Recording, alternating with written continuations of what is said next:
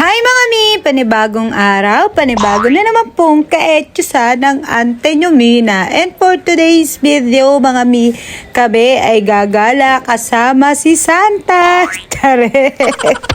Kailangan ko na nga sipagan ng pag-upload mga mi dahil punong-puno na talaga ang storage ng cellphone ko. Pasensya na dahil abalang-abala lang ang Ante nyo Mina. At bago nga kami makaalis mga mi, eto muna ang aming naging paghahanda. Sa katagalan ngang magayos ni Alexa, eto't nakatulog na nga sa sahig si Nenso. Aray ko po mami! Wala na nga lang choice ang batang ito kundi magising dahil palakad na nga kami. Nag-aabang kami ng tricycle mga mi dahil pupunta kami sa SM. Sa likod na nga kami sumakay ng aking panganay. Eto't may kasukatan na naman ako ng ganda. Fast forward na nga mga mi at eto't pababa na kami. Pero yung dalawang bata ay ginawa ng una ng tita nila. Ganito nga ang eksena ng mimasur nyo kapag may kasama akong bata at tulog. For the cargador na nga ang person. Bali wala na nga ang pormahan mga mi kapag ganito namang may kalong kang bata. Sus mio naman Nenso. Nakapasok na nga kami mga mi dito sa loob at torda sipat lamang si Alexa dahil wala naman siyang dalang pera. Nililibang lang namin ang aming mga sarili mga mi habang iniintay ang ate ko at si Elyra dahil meron pa nga muna silang dinaanan. Miya-miya nga lang mga mi, eto't dumating na rin sila ate. Paalis na nga kami mga mi nang makasalubong na rin namin ang isa ko pang ate kasama yung dalawa kong pamangkin. At dahil kumpletos recados na nga ang mga alyados, tera, dalhin na natin si Santa kung saan mapapagastos talaga siya. Sa department store talaga mi ang aming punterya dahil ibibili nga namin ng damit ang mga bata. Diyos ko dahil mga mi, kapag ganito nga ang eksena ng mga batang kasama mo sa pamimili, mas pipiliin ko pa na sa online na nga lang talaga bumili. Kaysa naman ma-stress ako dito sa mga batang ito na wala na akong ginawa kundi humabol ng humabol. Ano ba yan Nenso? Siguro mas tama na munang si Alexa na nga lang muna ang ibili kaysa naman pati yung mga bata stress na malala lang ang aabutin ng mimasur nyo. Eto nga mga mi, nang matapos na kaming mamili at babayaran na, Diyos ko, eto si Nenso gumawa na naman ang kanyang eksena. Hindi rin naman magpapatalo si Elyra, eto't natagpuan na nga daw niya ang kanyang daddy.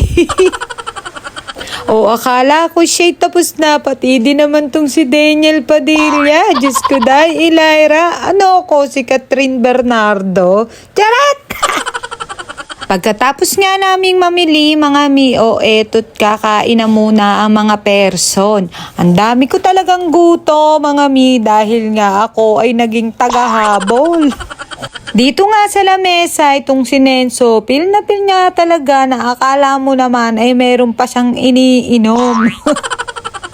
Wala pa man ang aming order mga mi, pero ang aking isang ate, eto't nagdala na kagad ng sauce.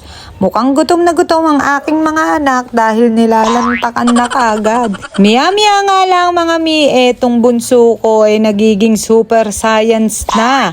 Kahit anong pagwawala mo dyan anak, hindi ka makakatakas. Tumahimik lamang siya mga mi nung eto't inabutan na ng kanyang kakainin. Gutom na gutom nga mga mi dahil wala naman siyang ginawa kung hindi tumakbo ng tumakbo.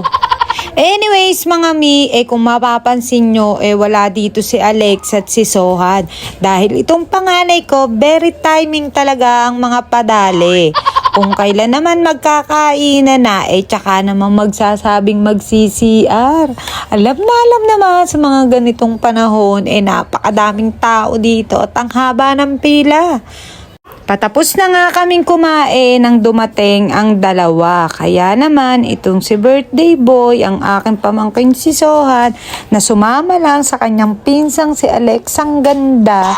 Eto't nawala na ng gana kumain. Kumbaga, nalipasan na ng gutom. But anyways, mga mi, meron na namang sabit na boses ng batang maliit dito sa pagbo-voice over ko. At bago nga kami makauwi ng bahay, mga mi, nagpadaan na muna ako dito sa pagbibilan ko ng regalo para kay Boss Eli.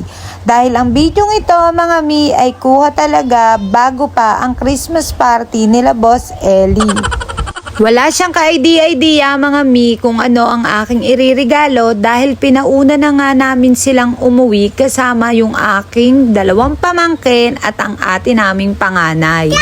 Miya-miya nga lang mga mi, eto't napansin ko na may bata ngang nag-grocery ng kanyang laruan. Pagkatapos nga mga mi, eto't napansin niya ang nakahigang si Kuromi na nagpatigil at pumukaw ng kanyang atensyon. Ano ba? Ang lalim ng ugat! Kaya naman mga mi, akin na yung bibilhin dahil nga lubos-lubos ang kasiyahang naidulot nito sa aking anak. Kahit saan nga ang sulok mga mi, eto't kanyang nilalaro. Tuwang-tuwa siya sa Kuromi na ito na kanyang napulot. Hindi rin naman kami nagtagal dito mga mi at agad na rin kaming pumila. Mukha namang may magbabayad na dito sa aming mga pinamili. But anyways mga mi, that's all for today's video. Maraming salamat sa patuloy na pagsama at panonood. Bye! O Chong Chong, bayaran mo na yan. Total, ikaw naman ata ang maraming pera.